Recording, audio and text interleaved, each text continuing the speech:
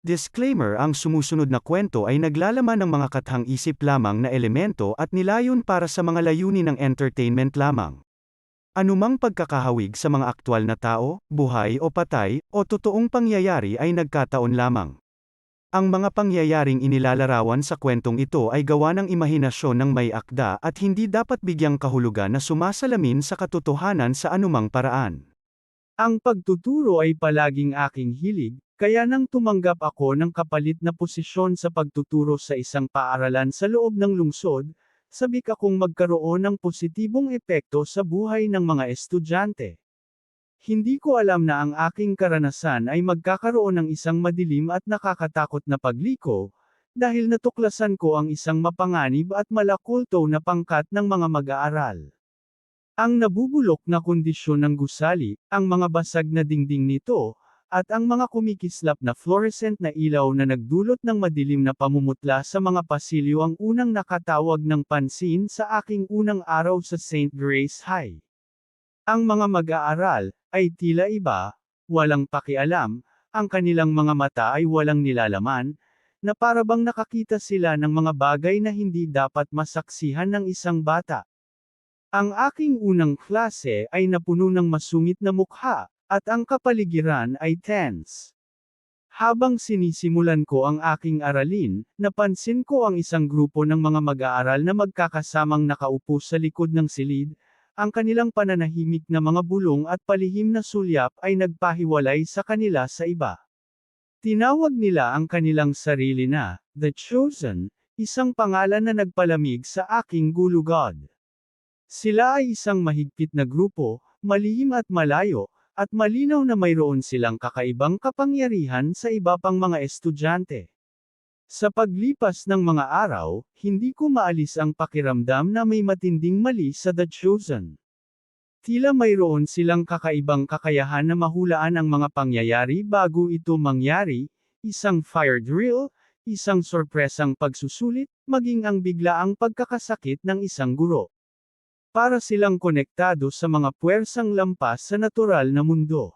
Isang araw, habang inihahanda ko ang aking lesson plan, narinig kong bumubulong ang The Chosen sa hallway. Ang kanilang mga tinig ay mababa, at ang kanilang mga salita ay isang paghalo-halo ng mga kakaibang pagbigkas at misteryosong pagtukoy sa isang nakatagong kapangyarihan. Hindi ko matukoy ang mga detalye, ngunit alam kong may naglalaro na masama. Determinado akong tuklasin ang katotohanan, sinimulan kong imbestigahan ang The Chosen, sinisiyasat ang kanilang mga background at sinusubukang lutisin ang misteryong bumabalot sa kanila.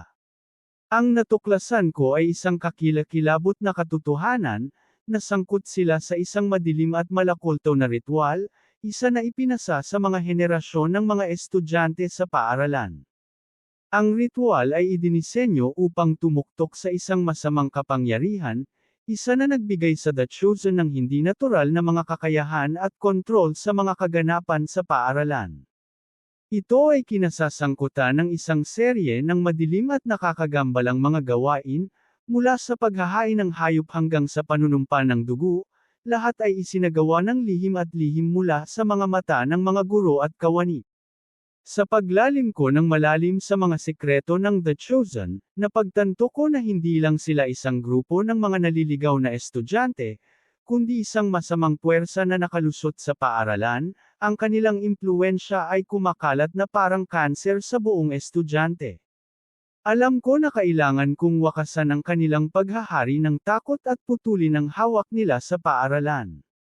Ngunit habang nag-iipon ako ng ebidensya at naghahanda na ilantad ang The Chosen sa mga awtoridad, naging target ako ng kanilang pagmamalabas. Nagsimulang mangyari ang mga kakaibang pangyayari sa buhay ko, nasira ang preno ng sasakyan ko, nasira ang bahay ko, at nakatanggap ako ng hindi kilalang mga banta. Malinaw na hindi titigil ang pinili upang protektahan ang kanilang mga madilim na lihim. Sa isang pangwakas, desperado na pagkilos, hinarap ko ang The Chosen, inilantad ang kanilang madilim na mga ritual at masamang intensyon sa paaralan. Ngunit habang nagsasalita ako, naramdaman ko ang kanilang kapangyarihan na lumalapit sa akin, Ang kanilang mga mata ay nag-aapoy sa isang masamang ilaw. Gumanti sila ng paghihiganti, ang kanilang mga aksyon ay lalong lumalago. Ang ibang mga estudyante, sa sandaling nasa ilalim ng kanilang kontrol, ay tumalikod sa kanila, at ang pagkakahawak ng The Chosen sa paaralan ay nagsimulang hamina. Ngunit ang labanan ay malayong matapos. Ang pinili ay nakatikim ng kapangyarihan, at hindi sila matatalo ng ganoon kadali. Ramdam ko pa rin ang kanilang presensya na nakakubli sa mga anino, isang masamang puwersa na hindi titigil upang bawiin ang kanilang hawak sa paaralan at ipagpatuloy ang kanilang madilim at nakakagambalang mga ritual. Ang masasamang paaralan ay nananatiling isang lugar ng takot at kadiliman, isang lugar kung saan ang mga puwersa ng cultismo ay nakatago sa ilalim, naghihintay na muling palayain. At natatakot ako na ang pinili ay titigil sa wala upang matiyak na ang kanilang mga lihim ay mananatiling nakatago, anuman ang halaga. Salamat sa pagpapahintulot sa amin na akitin ang iyong imahinasyon, pakiligin ang iyong mga pandama, at dalhin ka sa mga mundong parehong hindi ka panipaniwala at nakakatakot.